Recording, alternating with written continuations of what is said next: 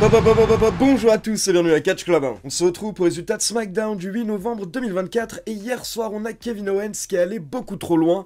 On a également eu la présentation d'un nouveau titre et surtout on a eu une réunion qu'on attendait. Donc c'est parti, le show démarre avec l'entrée du OTC, Roman Reigns accompagné par Jimmy Uso. Et pour info, Roman Reigns portait un nouveau magnifique t-shirt OTC Yeet. Et là, il monte sur le ring, il s'apprête à parler, mais directement, ils sont interrompus par Jey Uso, qui fait son entrée. Jey Uso rejoint son cousin et son frère dans le ring.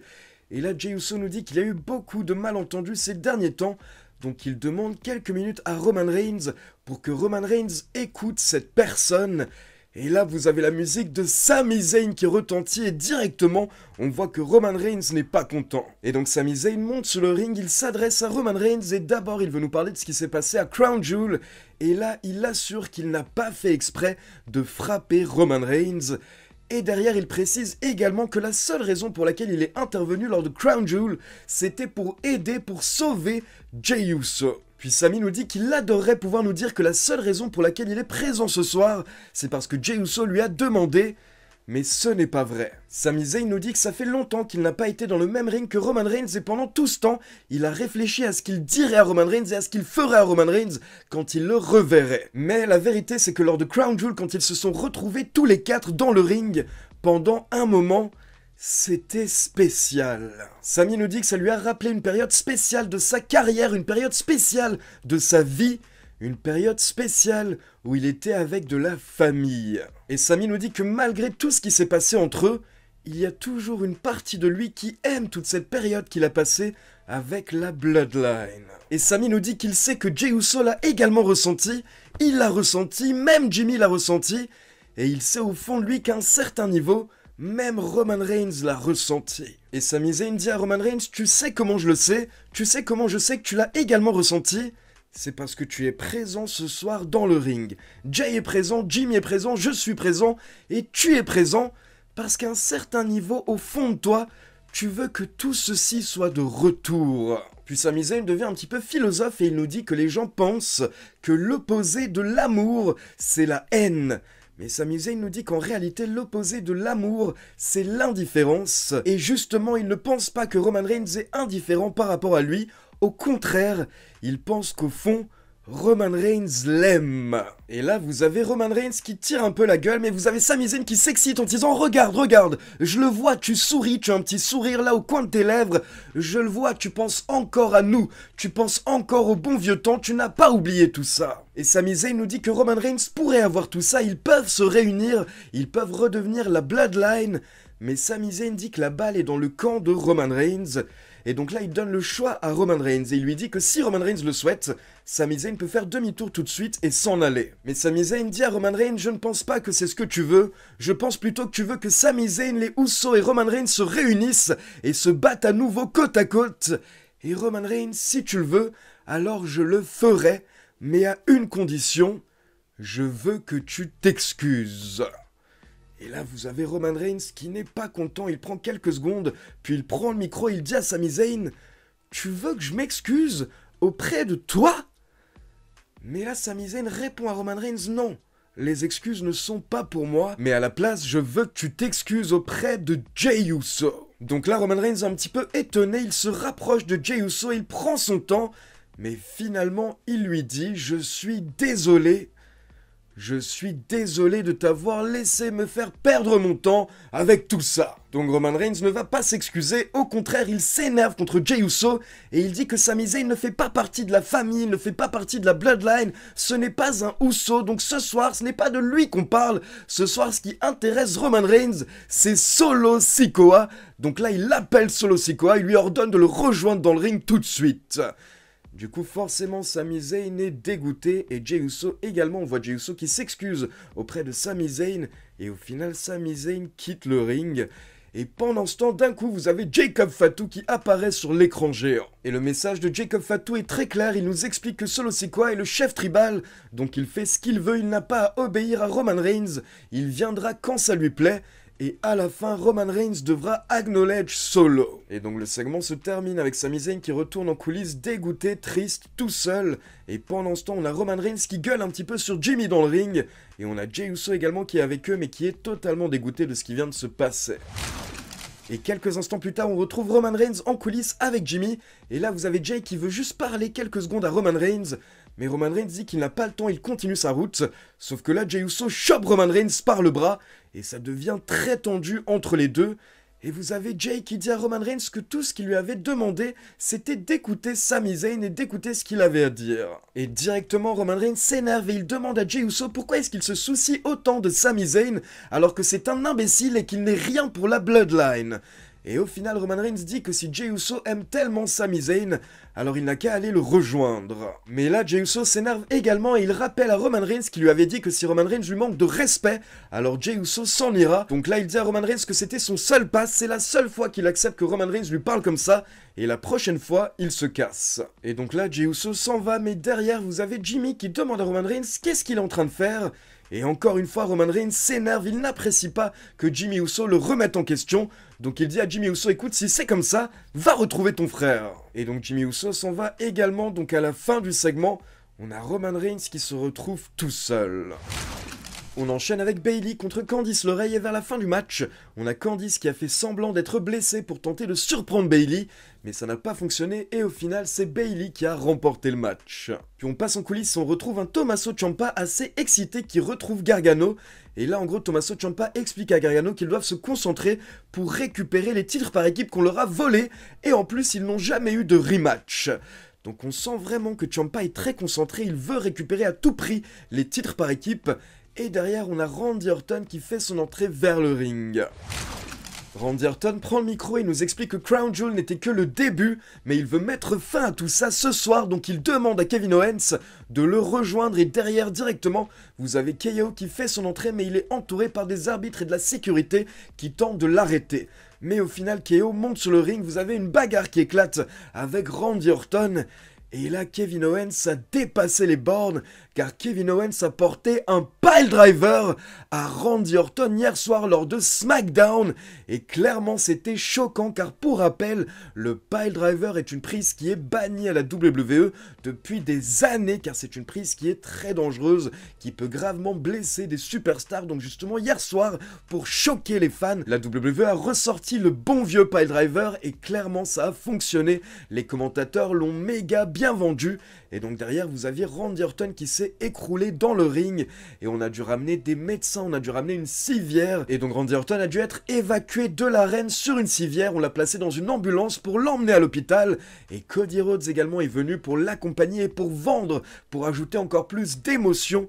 Donc vraiment, j'ai trouvé que c'était un très très bon segment hier soir, et c'était vraiment très très bien joué de la part de la WWE, car comme je vous l'ai dit, vu qu'on voit quasiment jamais de piledriver au sein de la WWE, sauf quelques rares exceptions, et bien hier soir, justement grâce à ça, ça a parfaitement marché. Ensuite, on retrouve DIY qui affrontait Pretty Deadly hier soir, mais au final, ça n'a pas vraiment été un tag team match, c'était un match handicap, car Tommaso Ciampa n'a jamais effectué le relais. Comme je vous l'ai dit hier soir, on a eu un Tommaso Ciampa différent qui était très énervé, qui avait quelque chose à prouver, il en a marre de se laisser faire, il en a marre de perdre. Donc hier soir, il s'est occupé de Pretty Deadly tout seul, il les a explosés à l'extérieur du ring, puis il a ramené Elton Prince dans le ring pour lui porter le Fairy Tail Ending. Pour la victoire, Tommaso Ciampa a remporté le match tout seul, il n'a jamais effectué le relais. Et donc après le match, on a Gargano qui vient dans le ring pour célébrer avec Ciampa. Mais en même temps, il est quand même un petit peu confus par ce qui vient de se passer. Et du coup, je ne sais pas si ça a mené à un heel turn de Tommaso Ciampa, mais honnêtement, hier soir, par moment, j'avais l'impression de revoir le grand Ciampa, notamment celui qu'on a connu à NXT. Ensuite, on a un plan de Roman Reigns dans son vestiaire. Roman Reigns n'est pas bien, il a l'air d'être en pleine réflexion, pendant que les commentateurs nous annoncent que ce soir, on va avoir une cérémonie pour couronner le chef tribal Undisputed. Donc ça va être une cérémonie bien entendu avec Solo Sikoa et la New Bloodline. Puis dans un autre coin des coulisses, on retrouve Tiffany Stratton qui se moque de Candice LeRae qui vient juste de perdre. Mais là vous avez Nia Jax qui débarque et elle n'est pas contente car elle vient d'apprendre que ce soir elles ont un match, Tiffany et Nia Jax contre les championnes par équipe, et elle ne comprend pas pourquoi. Mais là, Tiffany Stratton essaye d'expliquer qu'en fait ça pourrait être cool si elles deviennent championnes par équipe. Donc ce soir, elle aura obtenu ce match et si elles gagnent, derrière elles auront une opportunité au titre par équipe. Donc Tiffany Stratton tente de calmer Nia Jax en expliquant que tout ceci fait partie de son plan. Mais là, Candice LeRae intervient en disant que les plans de Tiffany Stratton ne marchent pas toujours.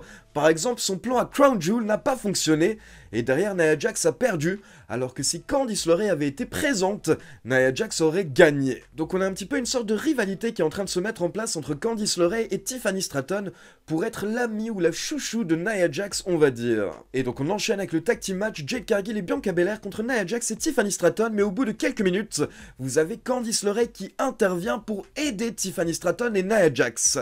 Sauf que là, on peut voir que Tiffany Stratton n'est pas contente. Elle demande à Candice LeRae, mais qu'est-ce qu'elle fout là? Et derrière, vous avez Naomi qui intervient pour se débarrasser de Candice. Et pendant ce temps dans le ring, vous avez Bianca Belair qui en profite pour porter son KOD sur Tiffany Stratton pour la victoire.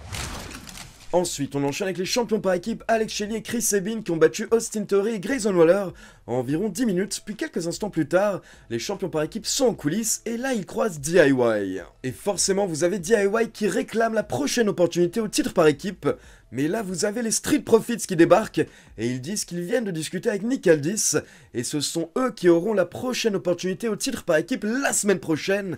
Du coup, forcément, Ciampa est dégoûté et il s'en va. Donc vraiment, on sent que Ciampa peut péter un câble à tout moment.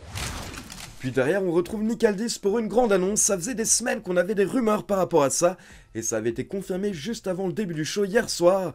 Donc hier, pendant SmackDown, on a Nick Aldis qui nous a présenté le titre des États-Unis féminin. Donc nous avons enfin un titre secondaire féminin du côté de SmackDown. Et du coup, beaucoup de personnes supposent qu'on aura potentiellement également un titre féminin intercontinental lundi lors de Raw. Pour le moment, en tout cas, ce n'est pas confirmé, mais dans tous les cas, on a déjà ce titre US féminin. Et honnêtement, j'ai hâte de voir ce que ça va donner, car j'ai déjà souvent expliqué que c'est pas en ajoutant des titres à une division qu'on améliore la division. Tout est une question de booking, donc j'espère que la création de ce nouveau titre va être justement accompagnée par un bon booking de la part des scénaristes, afin de donner un maximum de crédibilité et d'intérêt à ce titre. Et donc on passe au main event, la cérémonie pour couronner le chef tribal Undisputed. Donc nous avons la New Bloodline qui font leur entrée, mais rapidement ils sont rejoints par Roman Reigns, qui est tout seul. Roman Reigns monte sur le ring, et là directement vous avez Solo Sikoa qui dit que ce soir il souhaite que toute la foule de Buffalo l'acknowledge.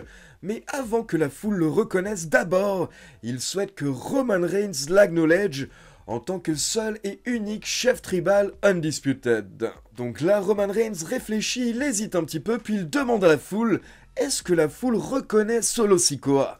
Et forcément, la foule elle répond « Non, pas du tout ».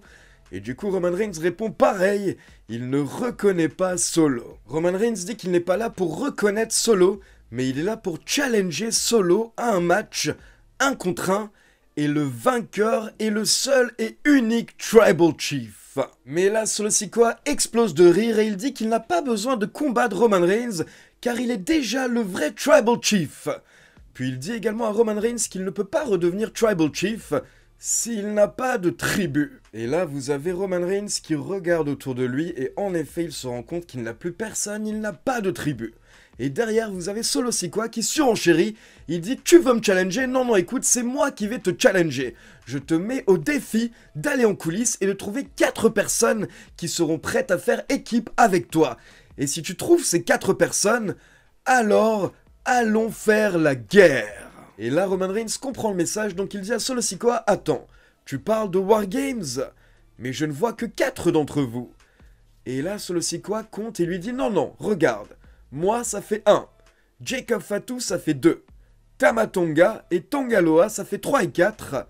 Et le 5e, c'est My Dog, Sami Zayn. Et là, vous avez Sami Zayn qui fait son entrée. Il n'a pas l'air très content, mais il fait son entrée et apparemment, il a accepté de faire équipe avec la New Bloodline pour les War Games. Et pendant que Sami Zayn fait son entrée, vous avez la nouvelle Bloodline qui attaque Roman Reigns dans le ring. Donc là, on attend de voir ce qui va se passer. Sami Zayn ne bouge pas, mais vous avez les Usos qui débarquent en courant afin de tenter d'aider le OTC. Mais là, à 4 contre 3, la New Bloodline prend le dessus, donc il s'occupe de Roman Reigns et des Usos. Et pendant que Jacob Fatu, Tama Tonga et Tanga Loa s'occupent des Usos à l'extérieur du ring, vous avez Solo Sikoa qui ramène Roman Reigns dans le ring pour lui porter son Samoan Spike. Mais au final, au dernier moment, il s'arrête et il demande à Sami Zayn de le rejoindre dans le ring, car il veut que ce soit Sami Zayn qui frappe Roman Reigns. Donc Sami Zayn obéit, il monte sur le ring, il se positionne dans le coin, et pendant ce temps, vous avez Solo Sikoa qui relève Roman Reigns et qui tient Roman Reigns. Donc Sami Zayn se prépare pour porter son Hell of a Kick. Il se lance et au final, il porte son Hell of a Kick à Solo Sikoa. Et là, vous avez la foule qui explose pendant que Roman Reigns se rend compte de ce que Sami Zayn vient de faire. Et Jacob Fatu s'en rend compte également, donc Jacob Fatu intervient, il monte sur le ring. Mais là, Sami Zayn esquive, Roman Reigns lui porte un Superman Punch.